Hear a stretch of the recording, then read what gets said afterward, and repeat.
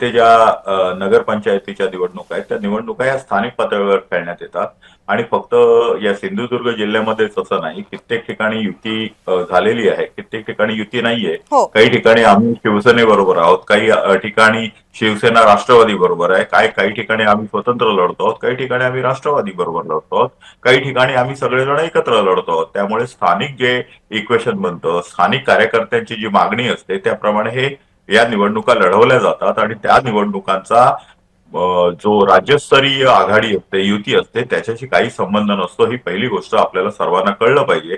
1952 नंतर अशा अनेक इलेक्शन झालेले आहेत आणि सत्तारूढ आघाड्यांमधले अनेक जण स्थानिक पातळीवर वेगवेगळ्या प्रकारे लढलेली आहेत. हे जे काय घडतंय ते फर्स्ट टाइम नाहीये, त्यामुळे कोणाला आश्चर्याचा धक्का बसायला नको. आता मूळ विषयामध्ये येतो की मूळ विषयामध्ये स्टिंग ऑपरेशन झालेलं आहे, हे केलेलं आहे, बरं केलंय, नाही केलंय ही गोष्ट बाजूला. परंतु मला एक तुम्ही सांगा, कुठच्या आमदाराला एखाद्याच्या घरामध्ये घुसायचा अधिकार आहे? काय अधिकार आहे हम्म. त्या कुठचाही आमदार असो, खासदार असो, लोकप्रतिनिधी असो, कविताजी जो तुमच्या घरामध्ये कसा काय घुसू शकतो? हम्म. तुम्हाला न विचारता तुमच्या घरामध्ये कसा काय घुसू शकतो? तुमच्या घरामध्ये काही असू देत. बरं, त्याच्याबरोबर जे पोलीस आलेले आहेत, पोलीस कंप्लेंट झालेली आहे का? FIR रजिस्टर्ड झालाय का? सर्च वॉरंट आहे का? एखाद्याच्या घराचं सर्च वॉरंट घ्यायचं आहे का?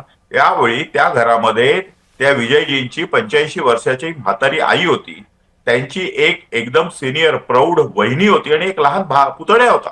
त्यामध्ये कोणी पुरुष नसताना एका बलाढ्य नेत्याने, आमदाराने पोलिसांना घेऊन आतमध्ये जायचं, स्टिंग ऑपरेशन करायची, काय चाललंय काय? हम्म. म्हणजे मालवण म्हणजे आपली जहागीर वाटते का निलेश राणे ना, की कुठेही जायचं, आतमध्ये जायचं? तुम्ही स्टिंग ऑपरेशन करा, काय करा, त्याच्याबद्दल नाही, परंतु ते घराच्या बाहेर केलं पाहिजे. एखाद्याच्या घरामध्ये कसं करता येईल? बरं, स्टिंग ऑपरेशन करायचं असेल तर एखादा सरकारी अधिकारी असेल किंवा काय असेल तर त्याबद्दल करा. एका सर्वसामान्य माणसाला, जो बिझनेसमन आहे, एक रोहिदास समाजातला आहे, एक मागासवर्गीय समाजातला एक कार्यकर्ता आहे, गेली 3 पिढ्या तो राष्ट्रीय स्वयंसेवक संघाचं काम करतोय, आमच्या जिल्ह्याचा पदाधिकारी आहे, त्याचं स्वतःचं चपलेचं दुकान आहे, फुटवेअरचं दुकान आहे, त्याच्या वहिनीचं स्वतःचं दुकान आहे. हे संपूर्ण कुटुंब 4 ते 5 वेगवेगळे धंदे करत आहे. मालवणमध्ये अतिशय प्रतिष्ठित कुटुंब आहे. गेल्या 6-7 वर्षापासून ते कन्स्ट्रक्शनच्या धंद्यामध्ये आलेले आहेत आणि हे सगळं करत असताना त्यांच्या घरात सापडली जर काही रक्कम सापडली तर त्याच्यामध्ये गैर असं काय आहे?